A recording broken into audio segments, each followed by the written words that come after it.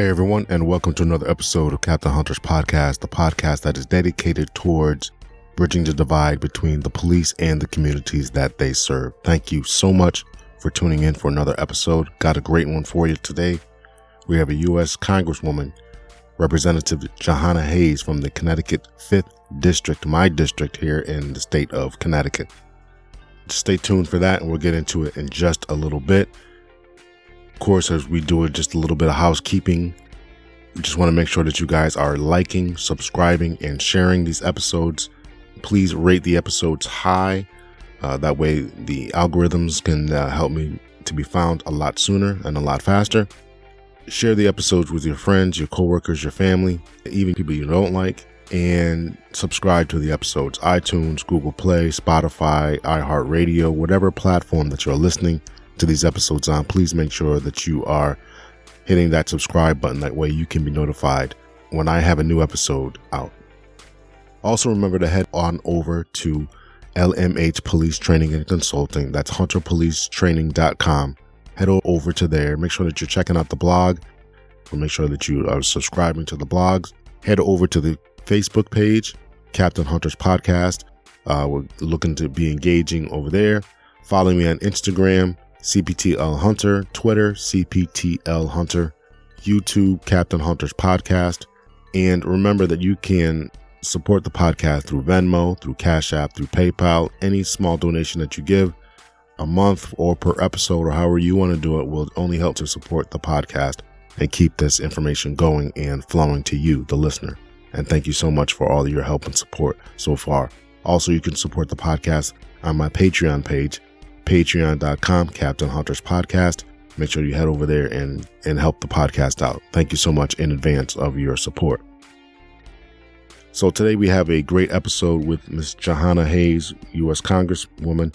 Today's episode, we're going to talk about the school to prison pipeline. I could not think of anyone more dedicated or more qualified to have this conversation than someone who is the 2016 Teacher of the Year, the U.S. National Teacher of the Year 2016, Ms. Jahana Hayes.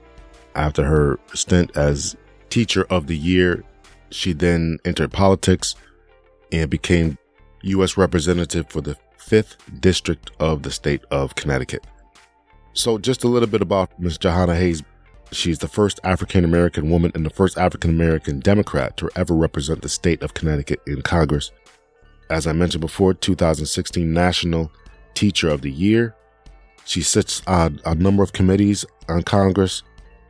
Some of them are the Education and Labor in Agriculture Subcommittee, or Early Childhood, Elementary and Secondary Education, Civil Rights and Human Services, Livestock and Foreign Agriculture, Nutrition Oversight and Department Operations.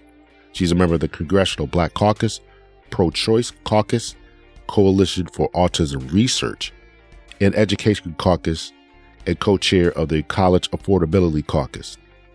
She serves on the Emergency Task Force on Black Youth Suicide and Mental Health, Education and Labor Task Force, Freshman Working Group on Addiction, Gun Violence Prevention Task Force, and is a deputy whip.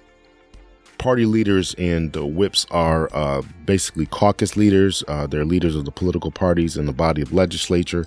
So she's a deputy whip. So that's a little bit about Ms. Jahana Hayes, and something we did not talk about, but she also graduated in 1987 from the Michael F. Wallace Middle School right here in Waterbury, Connecticut. And you know what? So did I. I was a 1987 graduate of the Michael F. Wallace Middle School in Waterbury, Connecticut. So I've known Ms. Jahana Hayes for a long time. So very proud of her and her accomplishments, and the whole city of Waterbury is proud of her and her accomplishments. So we're going to talk about the school to prison pipeline, and what essentially that is there seems to be an over policing of students. We've seen a number of viral videos. I'm sure that you have seen a number of viral videos in which officers have been very heavy-handed in their taking and apprehending of students. Some of them 5, 6 years old, 10 years old, some of them teenage students in high school, tackling students over not paying attention, over cell phones. One child was tackled over trying to steal milk. And so we're going to talk about a lot of these things and why these things are happening. and what we can do in order to combat them. A lot of things that we can think about concerning the school to prison pipeline, right, is the idea that because of a number of policies, right, zero tolerance policies that are going on in schools, two students are fighting instead of teachers trying to get an understanding as to why they're fighting, right? All students are just suspended. Many times they're just arrested. And so this causes a serious problem, right? And so they're pushed out of the schools through high stakes testing, right? Some schools don't want to have their numbers as far as testing look bad, so they're expelling students and suspending students. And this, of course, if you don't give students something to do or some place to be, or understanding the home life of many of these students, then it causes some serious problems. And it exacerbates the problem by when you take them out of the schools and put them in the criminal justice system. So that's what we're going to talk about, and that's what we're going to get into. And so I'm hoping that you all will just sit back, relax, enjoy the conversation as we had it. So here we go. Ms. Jahana Hayes, U.S. Representative. So we are live with Representative Jahana Hayes of the 5th District of the state of Connecticut. And thank you so much for being on Captain Hunter's podcast. Thank you for having me. Great to be here.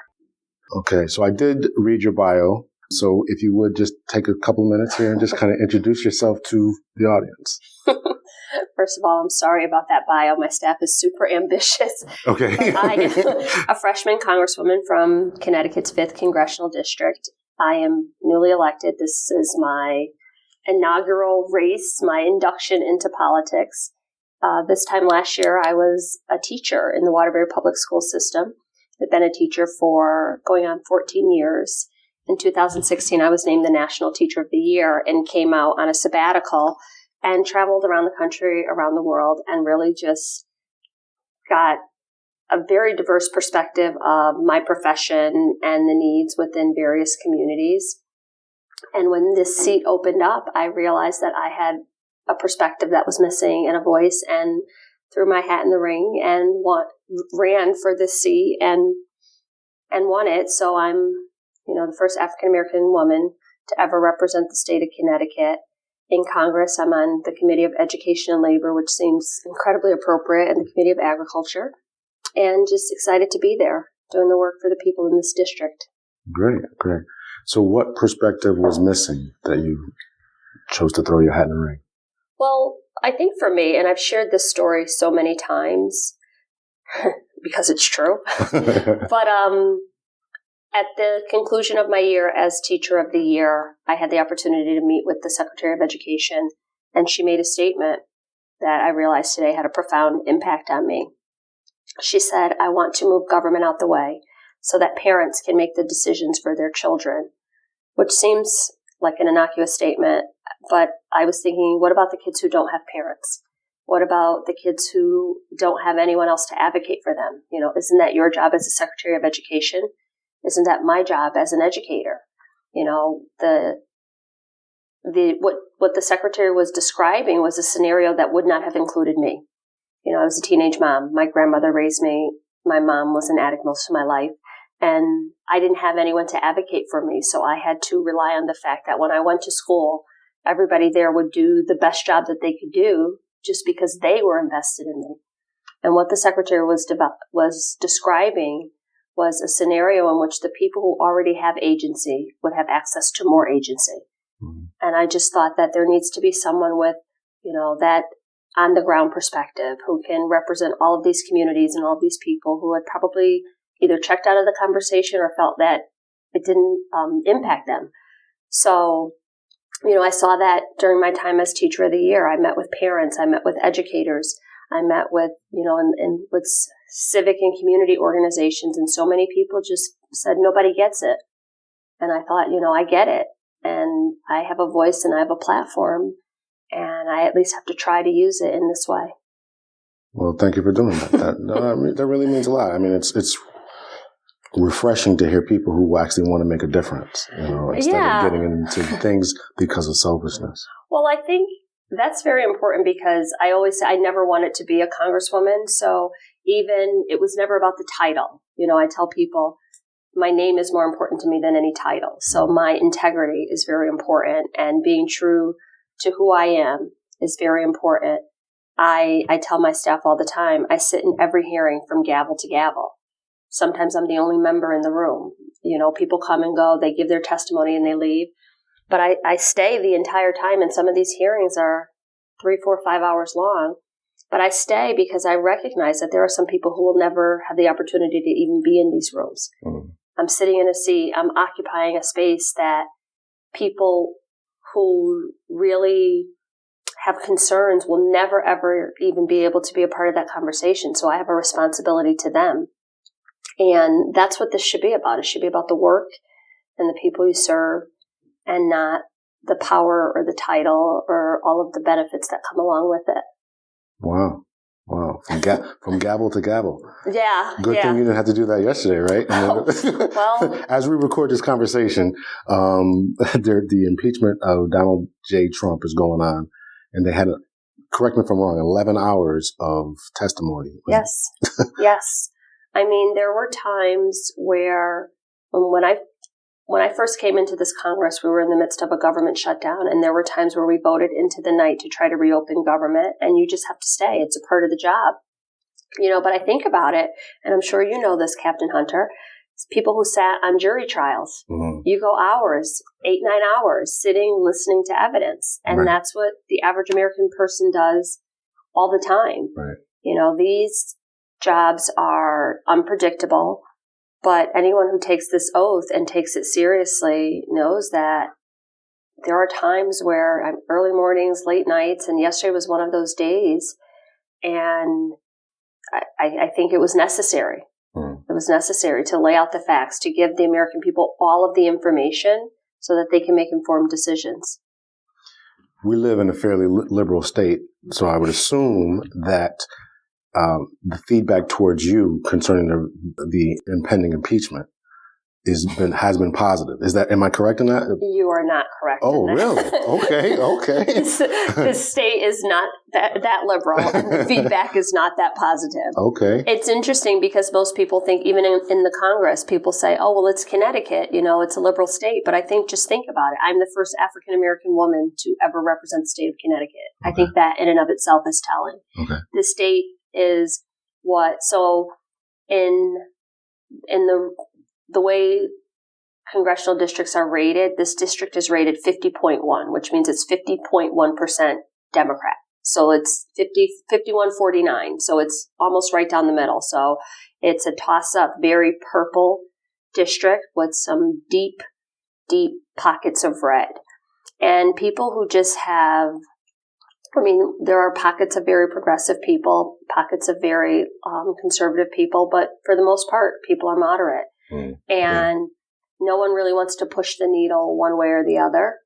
And this has really opened up, this meaning the impeachment, the investigation, the inquiry, the trial, has really opened up a lot of hurt and a lot of repressed feelings, and people who feel like this is the time where they have to stand up for whatever side they believe in. So my office has gotten, and I think that the other part of that, so to your point, the feedback that I've gotten, I feel like the feedback in support of the president is a lot more vocal.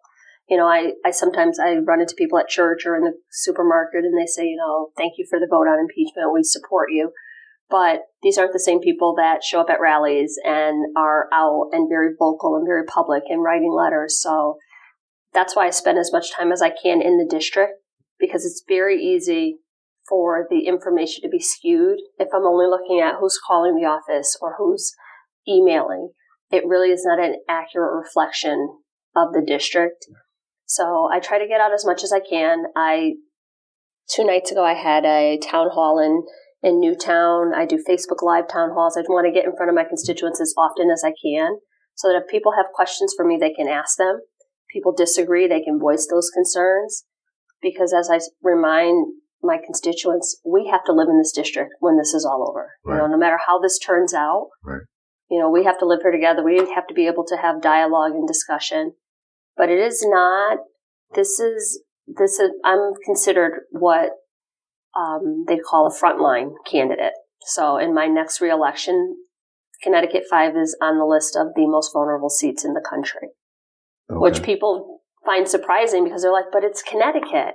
And my response is always, but it's Connecticut. Yeah. So it's not that liberal and it's not that predictable. Okay. Well, I've been educated. I did know that there was some deep pockets of red. I mean, I have a lot of Facebook friends. I'm like, what are you writing? You know? More here than any other place in the state. And I think it's deceiving because my predecessor and her predecessor were all Democrats, but the seat had been held for over 20 years by a Republican. Okay. Connecticut 5, and then it was split. It was 5 and 6. It was 2 different congressional districts. Okay. But it was held by a Republican for over 20 years and was a traditionally Republican district. Okay. So, the ebbs and flows of politics. It is now held by a Democrat, but the demographic makeup hasn't changed much. Right. We think about it as the cities. So I have Waterbury, Danbury, Torrington, New Britain, but I also have so many rural communities, suburban communities, farming communities. It really is. I go all the way up to the New York border. So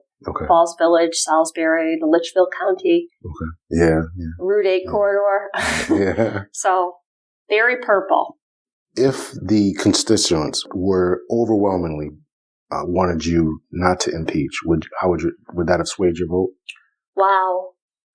So I try to. That's a great question.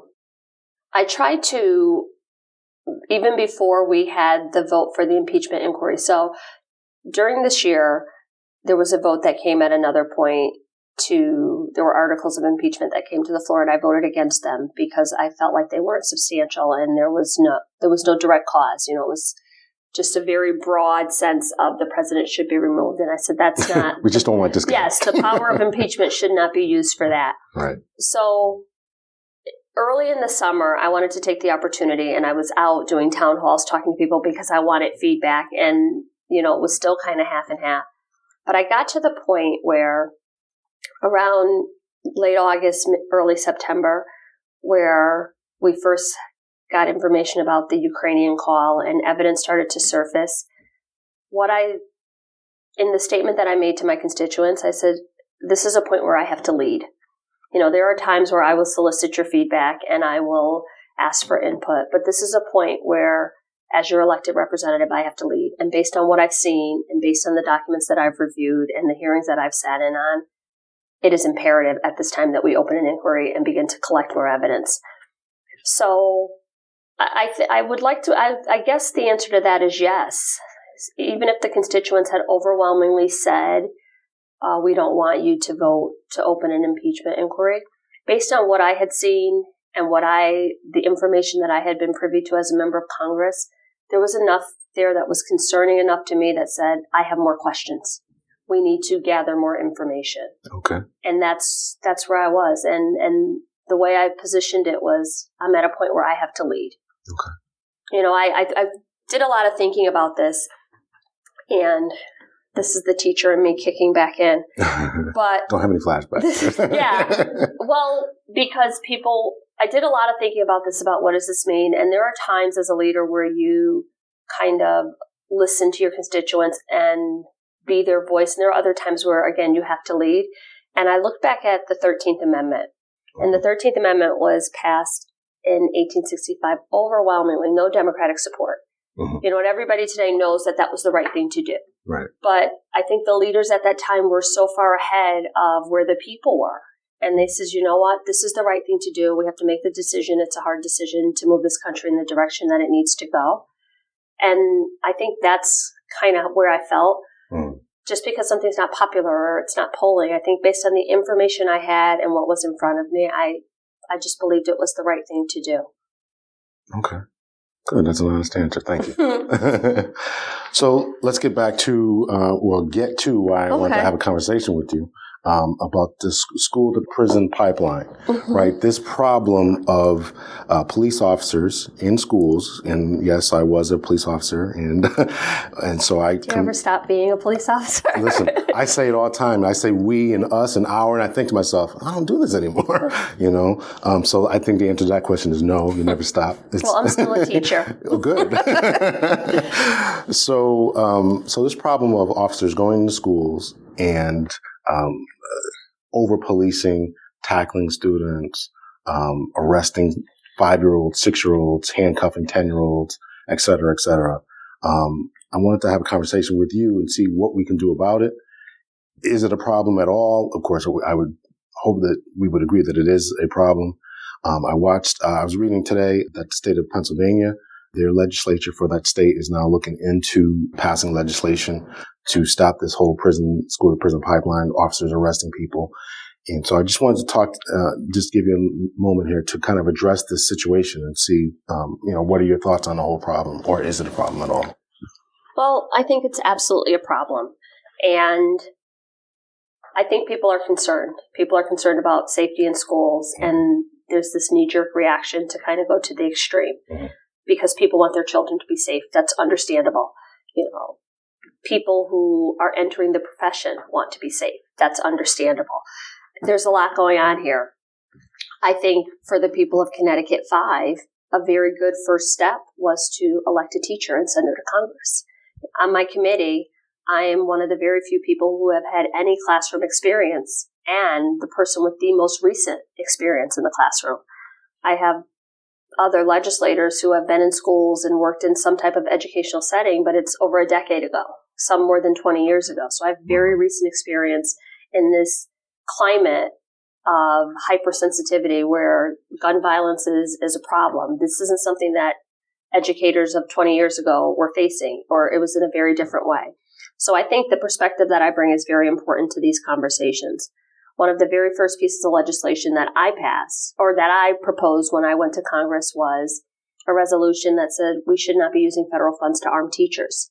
I worked in a school. I worked right here in the city of Waterbury. My school had 1,300 kids and over 100 adults, certified professionals. Every one of those people, I don't think is capable of operating a firearm or using a firearm.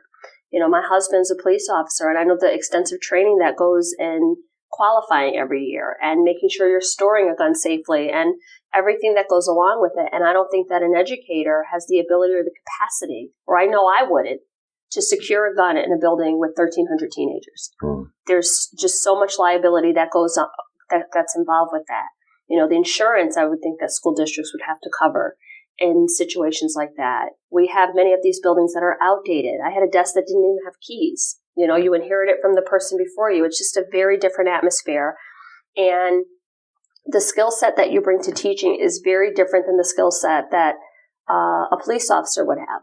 We don't have to go through psychological examinations. We don't have to go through agility tests. We don't have to make sure that we could secure a firearm, or if we were overpowered by a student. None of those things are part of the requirements for becoming a teacher. So I think that it's not as simple to parse it out as people think it is. The other thing that I've done, and I think this Congress has done, is really put preventative measures in place. Whenever there's proposed budget cuts to a school budget, the first thing people want to cut is intervention specialists, behavior therapists, counselors, social workers. Many of those things can prevent a problem before it occurs. We have so many young people who come to school with so much baggage and they're dealing with so many things that you have to sift through before they can even be positioned to learn. Right. Once we're removing the people out of the building who can identify those things and help students mitigate them, then we are not regulating the temperature in the building. So whenever people are talking about we have to cut money, we have to lower the complement, we have to hire less teachers or put more students in a class, all of those things contribute to the safety of a school. And I don't think people think about those. They're thinking about, buzzers and locks and alarms. But if we can control the climate in the building, if we can create a space where if kids feel uncomfortable or they feel threatened, there's an adult that they can talk to. If they hear a friend, and that comes from having culturally responsive, trauma-informed educators in front of our kids. People who, there were so many times where students would come to me and say, there's going to be a fight after school or this is going to happen. And I just want you to know. And we were able to diffuse the situation before it started. But if we have teachers in our schools who don't understand our kids, who kids don't feel comfortable talking to, who can't have those types of conversations, who have implicit biases that they haven't even addressed, then it's like the perfect storm for the violence that we see in many schools. I remember taking my students out to do community service in the neighborhood surrounding their school. I had 4 or 5 boys off the basketball team who just wanted to do community service with me, 6 feet tall black boys. And people in the neighborhood are asking, how did you get them to do this? Or are they on parole? Or there's all of these preconceived notions about who they are right. and why they're there. Right. And that comes from people who don't have an understanding of who their students are. And I think the last thing I would say, I've really fought hard for grant funding so that schools can, update the infrastructure in their buildings to have, two-way entry systems, to have cameras and buzzer systems and all of those things, because you want kids to be safe. It's unfortunate that we're in an environment where kids are having lockdown drills. That's a norm. That's a part of what they do, where kids are going through metal detectors to go into schools and buildings. But we've had lots of legislation. I have this Keeping Students Safe Act to train staff and improve school climate. You hear a lot about positive behavior intervention and supports. All of those things are part of the overall security concerns. It's not just putting an officer in the building, someone with arrest powers that can arrest a student because the problem doesn't go away. Right. I think it's more about building positive cultures in school. Right. That was a long answer, but that is my life's work. Well, because it is my life's work, because for many of my students, you think about it, I had kids who spent more time with me than with their parents. Yeah. We had kids, classes didn't start till 7, but our doors opened at 6, and we had kids in the lobby at 6 o'clock and stayed between practice, doing homework, after school activities, stayed in our building until 7 o'clock at night. You want kids to be safe when they're in those spaces. And, that's your first job. My principal used to always say, my first job is to keep this building safe. Mm. Kids can't learn if they're not safe. Right, right. So I was thinking about your answer as concerning how many counselors are in schools. And I was reading about New York. They have something like 5,200 police officers who are somehow dedicated to the school system, somehow, some way. Mm-hmm. And so the article went on to say that they now have more police officers dedicated than more teachers and more counselors. Wow. So just to think about that, if we had, and I thought a lot about what you were saying as far as the emotional problems that kids have, that they bring to the classroom that they aren't able to solve, and that you are in a position because of your empathy, because of your background, that you're able to be there for them. And that means a lot, I think. I think that means a lot. Well, I think even my situation at my school, at Kennedy High School, was very unique because we had school resource officers for the last 10 years. They've had them long before this was this evolving conversation. But it was in a very different way. We had one officer who was dedicated to our building, and he became a part of the staff. Went to games after school, volunteered with our students, went to practices, would come in the classrooms. And what I saw was a bond that was forming between members of the police department and students and young people in our community who had been conditioned to have a very different reaction to police officers. So there was a lot positive that comes out of that. And so it's not as black and white as it seems. I think if you're putting someone in the building, putting a police officer in the building who doesn't have the opportunity for relationship building or sees this job in a very different way. I think that our school resource officer was very effective in our building, would come in and help out in classrooms and just became a part of the staff. It was very rare that he would use arrest powers in the building. Very rare. It had to be a very dangerous situation and something. So I see things that happen around the country or in other schools, and I recognize that done well, it is a framework that could work, because I've seen kids who probably would have never thought about going into law enforcement, who started picking the brain of the SRO every day, asking them questions. Well, what do I need to do? Or how do you do this? And then little by little becoming interested because they saw the profession in a very different way. So I think there's some value, but we cannot just put people in a building who don't understand that we are educating the whole child. everybody in this building has a responsibility for some part of this child's education. So it's very different than policing on the street. And that's that you have to have the right person who understands that and a department that supports that and educates their officers on their role within the building so that they're not seen as adversarial once they enter a school. That's a very good point.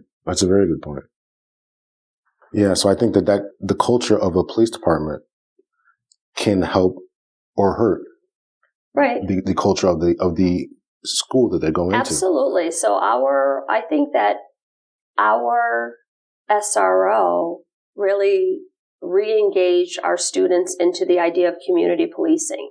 I remember growing up in the city where we had community substations where you had conversations and relationships with police officers.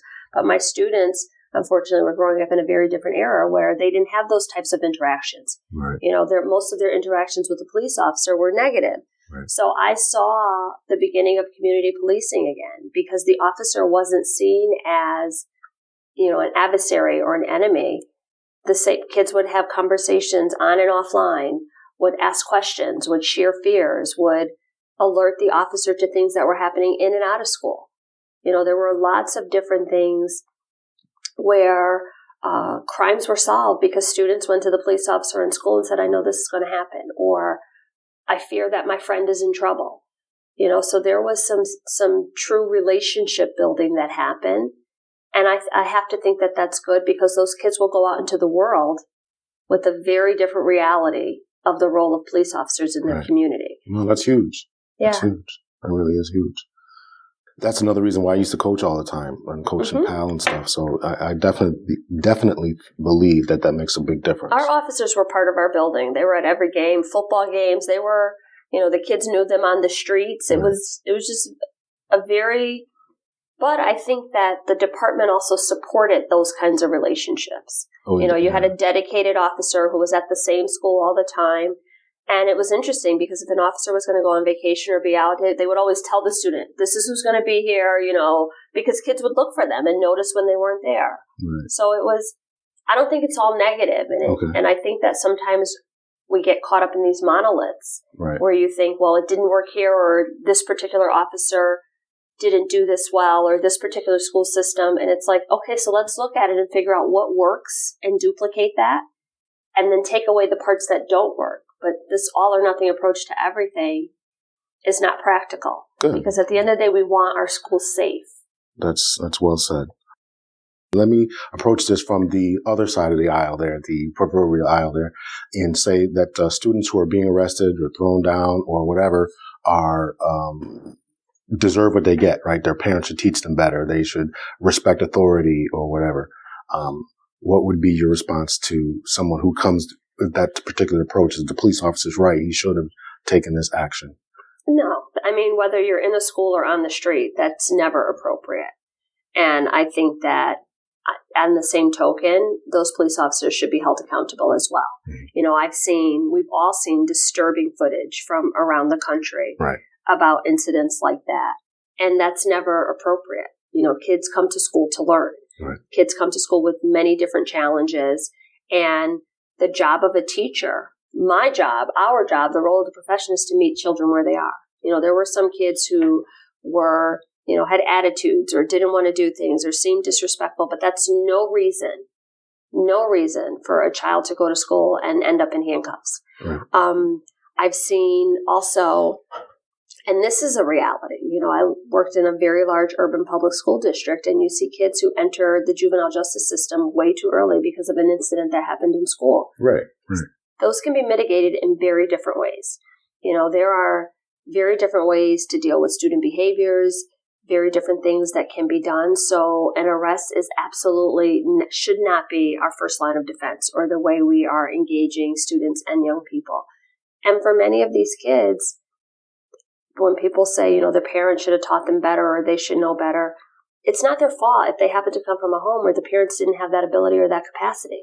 I think that those ideas and those attitudes just continue to perpetuate those cycles of poverty, those cycles of intolerance. And anyone, whether it's a police officer, a teacher, anyone who swears an oath to public service, no matter what the job is, should not ever put themselves ahead of the people they serve, and I think it's especially important for a police officer who's entering a school building to know that, which is why I don't think that every person who puts on a uniform is someone who is suited to be a school resource officer. True. I mean, it takes there are people who love it. There are people who love working with young people because, like I said before, when you're in the school, part of your job is to educate this child. So even if you have on a uniform, you are responsible for some aspect of this child's education. So whether it be answering questions, whether it be pulling them aside, which might be different than the way you police on the street. And it takes someone who has accepted that responsibility to say, I know what I'm getting into. I'm up for this task. This is what I want to do. But it's never appropriate. It's never appropriate. And I think that any officer who engages in that type of activity in a school building should be held accountable. Are we asking too much from our public servants, i.e. teachers and police officers, right? Now the counselors, like you said, they're there from 6 in the morning to 6, 7 o'clock at night. Are we asking too much of our public servants?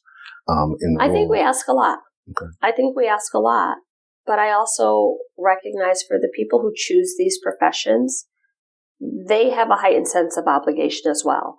I became a teacher. I used to say, if the student is having trouble learning in my class, it's not up to them to learn differently. It's up to me to teach differently. And that would require several versions of the same test, different accommodations, staying after, coming in early, study sessions. So it was a lot more work for me. But this was the profession that I love and that I chose. So I wanted my students to learn. It wasn't about a job. It wasn't about a paycheck for me. And I think most of the people who engage in these professions and last in these professions, they feel the same way.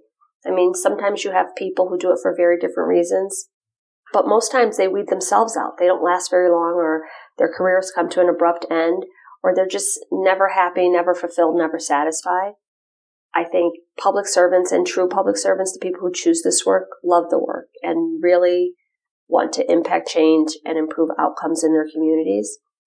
But, I mean, as it goes with human nature, people are people, and you always have some bad apples in any profession, but I don't think it changes the nature of the profession and the work of a public servant.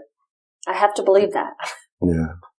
Just one more thing about the parental aspect of it. Mm-hmm. Living in inner city, I was the product of a single parent home. My mother raised 2 boys.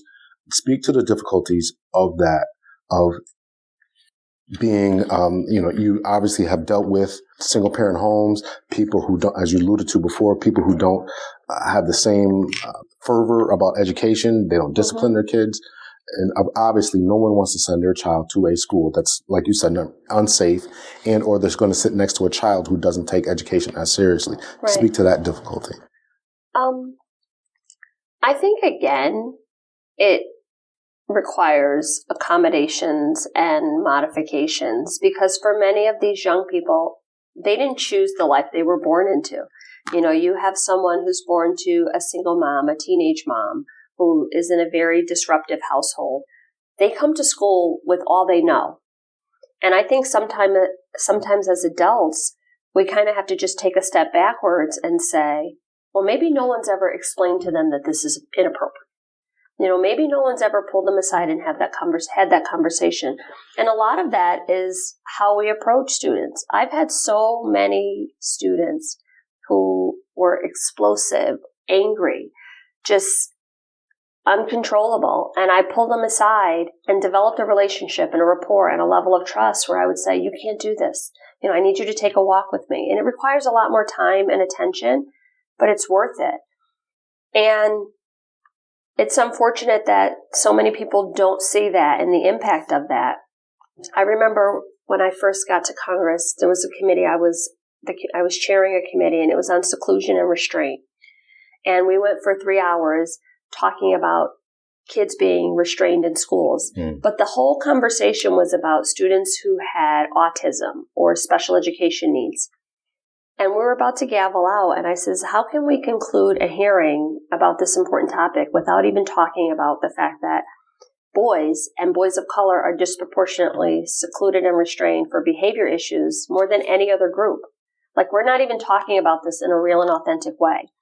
And I think many school districts and many school systems don't want to have those conversations because it seems like I think people feel like somehow they've done something wrong.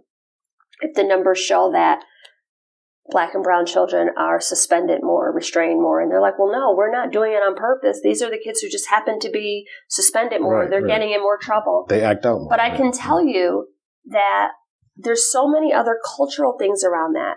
You know, I would have students whose parents never came in for parent-teacher night.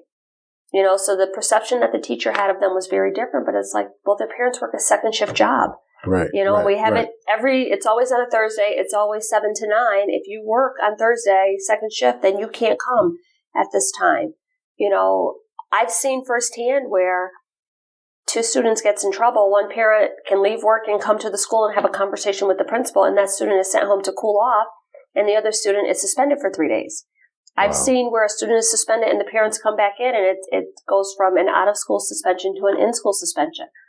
So we cannot have a system by which only the kids who have an advocate who comes in and speaks up for them are the ones who we give consideration to or special consideration to.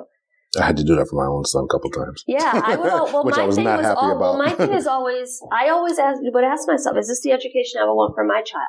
Is this what I would want for my child? Right. I mean, there were some kids who their behavior warranted a discipline infraction, or their behavior warranted time, you know, an in-school suspension. But I think it has to be fair. It has to be equitable. It can't be one set of rules or one standard of principles for one group and a different one for another group. So I think it's something that a lot of schools still struggle with. I'm happy that so many districts are investing in the resources to educate their teachers about implicit bias, about trauma-informed counseling, about understanding.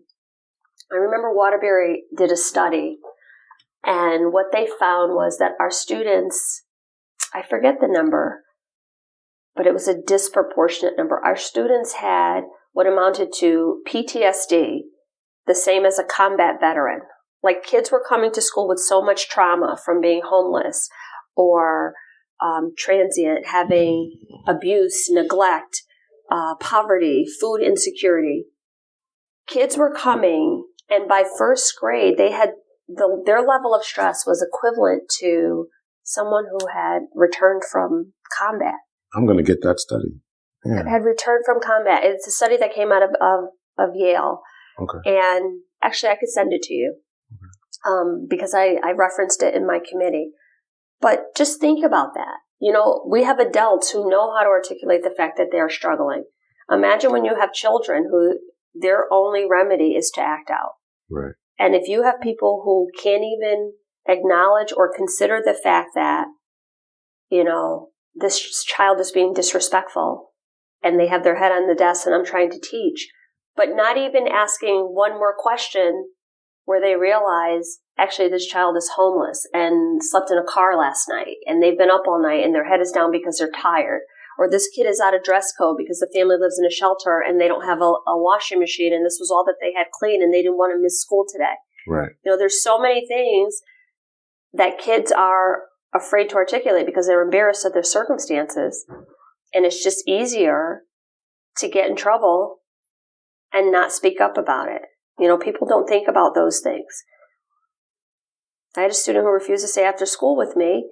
And when I did a little bit more research, I'm trying to call his parents and get permission. I looked at the address and realized that he lived at St. Vincent de Paul Shelter.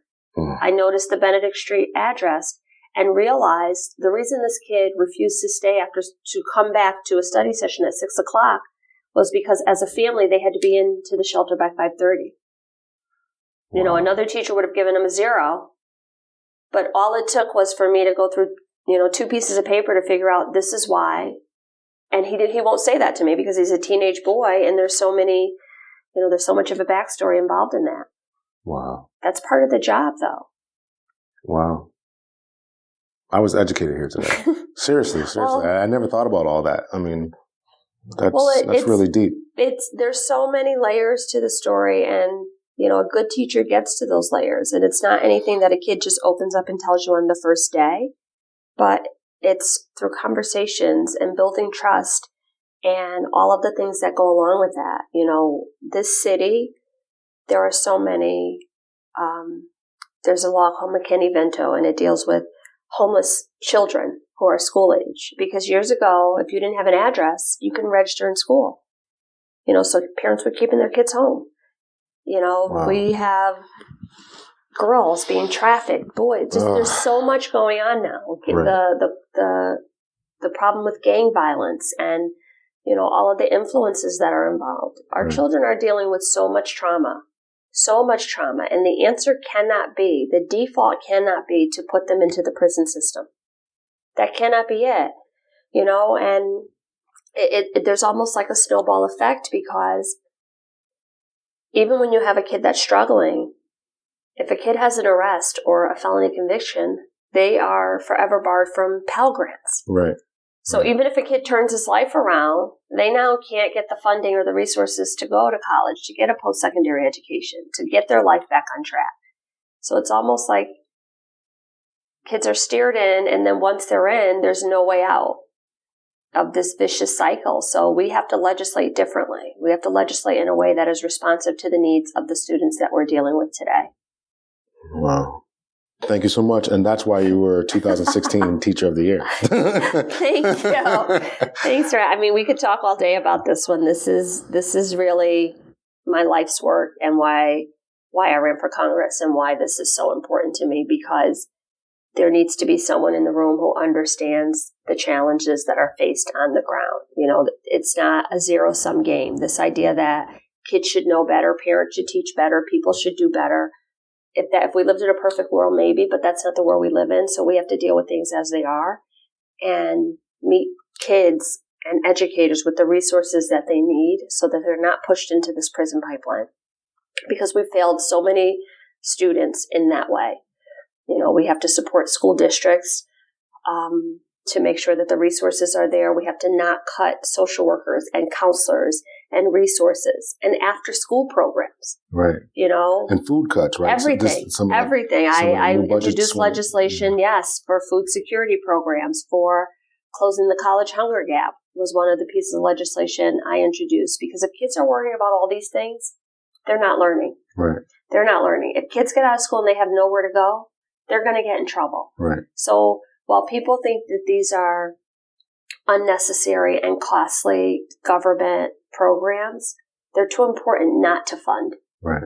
They're too important not to fund. I grew up in a time where we went to after-school program, we went to a summer program, we had theater, we had arts, we had music. There was always something to do. Right. We have kids with nothing to do. And by default, someone else is going to give them something to do. Absolutely. Absolutely. So I'm fighting the good fight. Yes, at least I think I am. Yes, you are. Thank you so much for being on Captain Hunter's podcast. I really, really appreciate this converssion. Truly. Well, thank you. I'm not just saying that because thanks for having me. Because your husband's bringing it in. So. Thank you. Okay. So I hope that you all enjoyed the conversation. I know I really did. She really schooled me. Can I say that term? She schooled me on a lot of different ideas, a lot of different problems that many students are going through. And I really appreciate her for taking the time to come on the podcast and educate us as to, some of the reasons why many of these children suffer may not be truly up to par as where we think they should be as far as their academics and academic achievement. One of the major themes that we're trying to solve here on this podcast and trying to educate our listeners on is the fact that if we solve many of these social issues, right, whether it's mental health or homelessness or drug addiction, if we settle and handle many of these social issues, then many of these other problems won't happen, right? We won't have such a bloated criminal justice system, be pushing for all these different reforms if we solve many of the economic and social factors that are going on in people's lives. I hope that message is really coming through loud and clear. So really, truly, and think about that. So that's it, ladies and gentlemen. I hope you truly enjoyed that episode. I know I did. And please, once again, make sure that you rate, subscribe, and share. And just tell a friend and just tell them to head on over to Captain Hunter's podcast and see what we got going on over here. Remember, the podcast can be supported through Cash App, PayPal, and Venmo. Also, the Patreon page, Captain Hunter's Podcast. Until next time, much love and peace.